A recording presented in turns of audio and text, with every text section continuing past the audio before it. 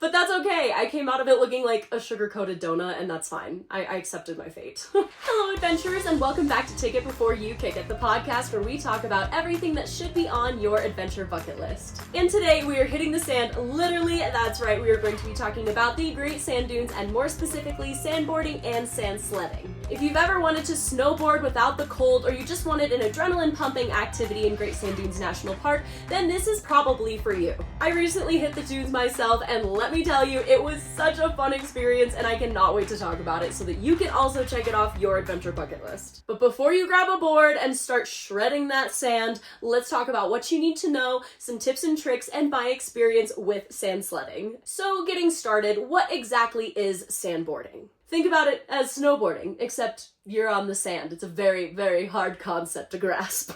And instead of carving down those powdery slopes, you are instead carving down sand. Now, the Great Sand Dunes are home to some of the tallest sand dunes in North America, so this makes it a prime spot to go sandboarding or sand sledding. Now, before we get started answering the question, no, you do not need to be a snowboarder. Trust me, I am not a Shaun White myself, but I still had fun. Honestly, if you can balance, you can lean into some turns, and most importantly, if you are okay with eating a lot of sand, you will be a-okay. Now, as an alternative, you can also go sand sledding. It is exactly what it sounds like. It is sledding, but on the sand, where you kind of just sit on a board versus quote unquote strapping yourself into a board. So we will be talking about the differences between this and what is right for you. Now, unlike snowboarding and skiing, you cannot rent it from the park directly, and I actually heard a lot of people getting really mad about this because they thought they could rent a sandboard or a sand sled, but you actually have to rent it before you enter the park.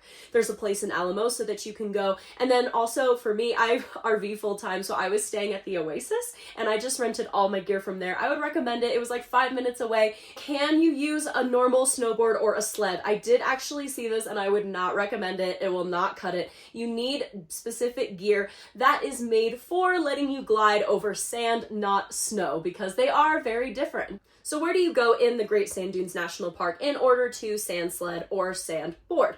Now, honestly, you can kind of just go to the main area. It is a little bit of a walk out there, and there was a lot of people going all around and sandboarding. Now, you can hike, although I must tell you that hiking in the sand is very, very hard. I actually ended up spontaneously hiking all the way up to the top, and I thought I was no longer going to exist at a few points.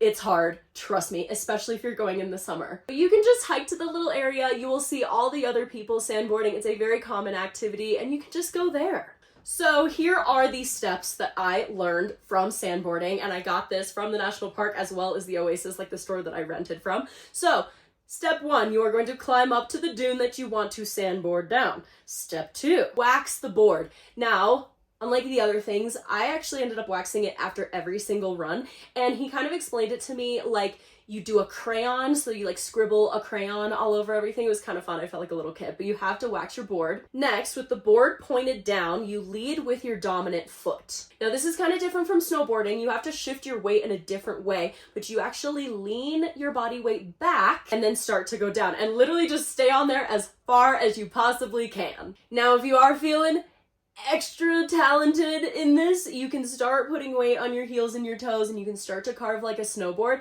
However, it does feel a little bit different, so keep that in mind. Now, if you do start to feel unstable, start to bend your knees and try to carve for as long as you can until you gracefully fall and get sand everywhere. Spoiler alert, you will fall. Just accept it. Sand will be everywhere. I'm still finding sand from this. It's just a part of the experience, and deal with it. And if you are going to fall, try to aim to fall on your butt versus your face. Trust me, you'll thank me later. I fell on my face, and I, again, just ate the sand. I feel like the guy from Star Wars who's like, I don't like sand. It's coarse and it gets everywhere. I am that guy. Now, sand sledding is a lot easier. You literally just point it down and you just go. Now, it is an absolute blast, but it is a workout. For any epic ride down, you're gonna have to hike all the way back up. That's just how it goes. It's like doing a Stairmaster at the gym except with way better views.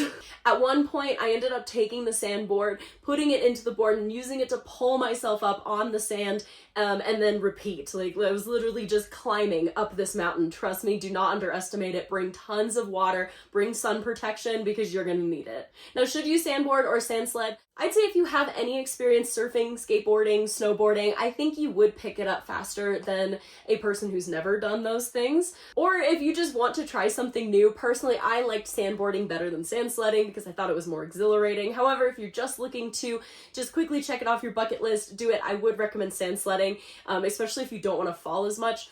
Actually, that's a total lie. I feel like I fell equal amounts on both. So you're gonna fall either way, but that's okay. I came out of it looking like a sugar-coated donut and that's fine. I accepted my fate.